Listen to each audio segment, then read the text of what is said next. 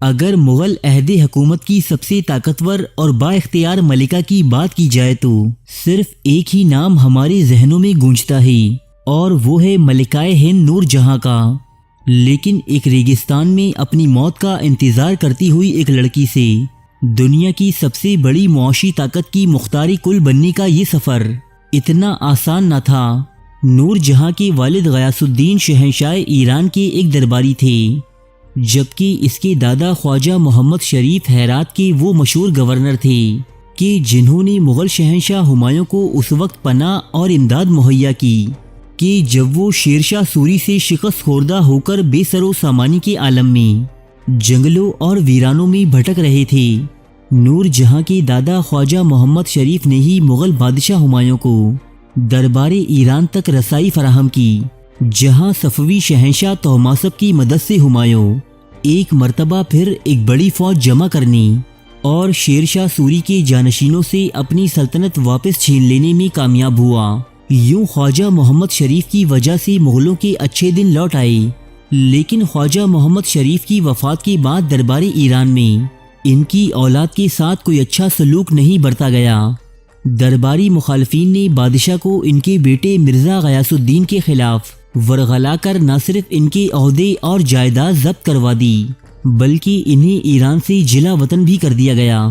اب غیاث الدین اپنے چند اہل خانہ کے ہمراہ ہندوستان کی جانب عازم سفر ہوئے کہ شاید مغل حکمران اپنے محسنوں کو پہچان کر ان کی مشکلات دور کر سکیں، لیکن یہ سفر بھی اس خاندان کے لیے ایک مصیبت ہی ثابت ہوا۔ راستے میں قزاقوں نے تمام مال و متاع لوٹ لیا، نہ تو کھانے کو روٹی میسر رہی اور نہ ہی پینے کو پانی، اور اسی موقع پر قندھار سے قریب ایک ریگستان میں غیاث الدین کی بیوی نے ایک انتہائی خوبصورت بچی کو جنم دیا۔ یہ خاندان خود بھوک و پیاس کی شدت سے بے قرار تھا، ایسے میں ایک بچی کی غذا کہاں سے فراہم کرتا؟ لہٰذا یہ اپنی اس نومولود بچی کو اسی دشت میں مرنے کے لیے چھوڑ کر آگے بڑھ گیا۔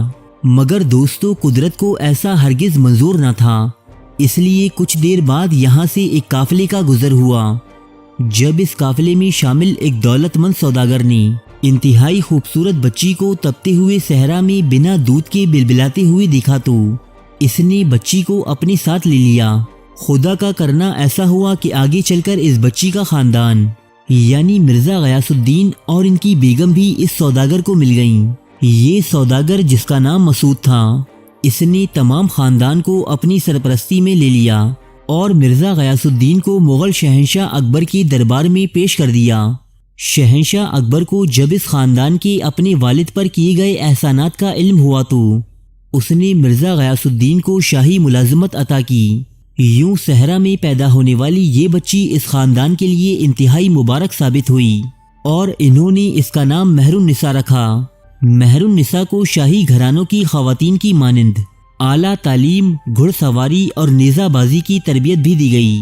کہتے ہیں کہ مغل شہزادہ جہانگیر صرف 13-14 برس کی عمر میں ہی مہر النساء کے عشق میں مبتلا ہو چکا تھا، البتہ وہ شہنشاہ اکبر کے روب و جلال اور سخت گیری کے باعث اس سے شادی نہ کر سکا، جبکہ مہر النساء کی شادی 17 سال کی عمر میں ایک ایرانی نوجوان علی قلی سے کر دی گئی۔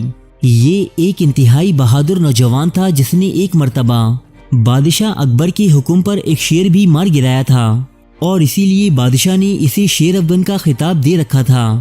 بادشاہ اکبر نے اس نوجوان جوڑے کو بنگال میں ایک جاگیر عطا کی اور یوں یہ دونوں درباری سازشوں سے دور ہنسی خوشی اپنی زندگی گزارنے لگی۔ وقت تیزی سے گزرتا رہا، ان دونوں کی ہاں ایک بیٹی بھی پیدا ہوئی۔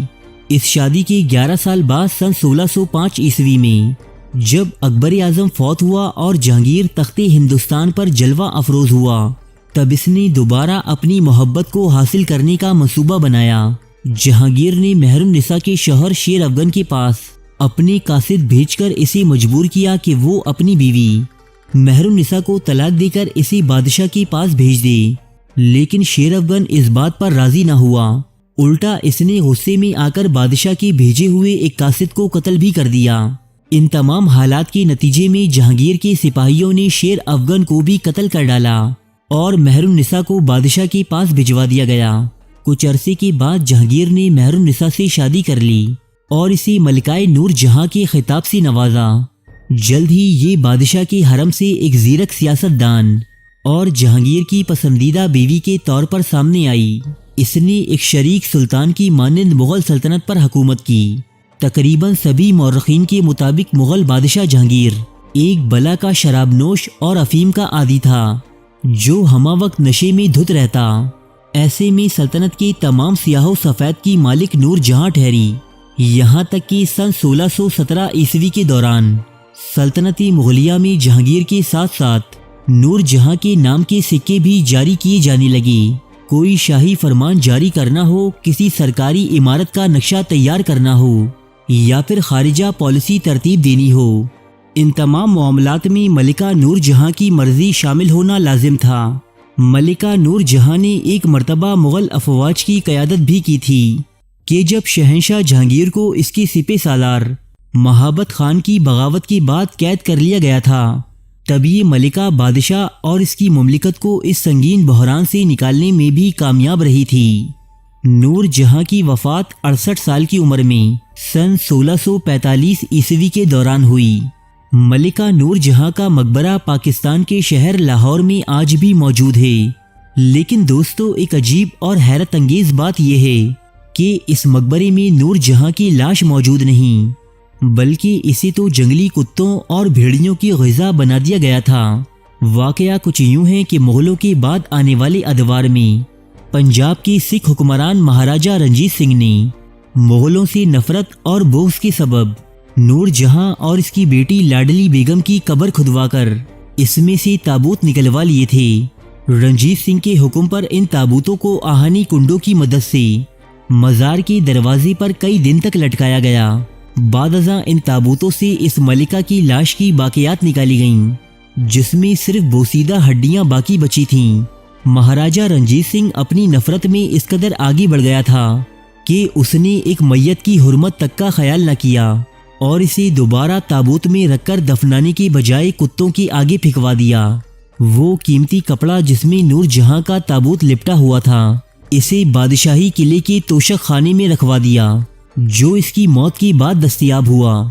1912 عیسوی میں دہلی کے ایک حکیم اجمل خان نے اس مزار کی باقیات جمع کر کے نور جہاں کا یہ مقبرہ دوبارہ تعمیر کروایا۔ حکیم صاحب کی کوششوں سے مزار کا کتبہ تو دستیاب ہو گیا تھا، البتہ نور جہاں کی ہڈیاں بھلا کیسے مل پاتیں؟ لہٰذا اب بس ہندوستان کی اس پرشکوہ ملکہ نور جہاں کی قبر کا ایک نشان ہی باقی ہے جو یادیں رفتگاں پر ماتم کرتا نظر آتا ہے۔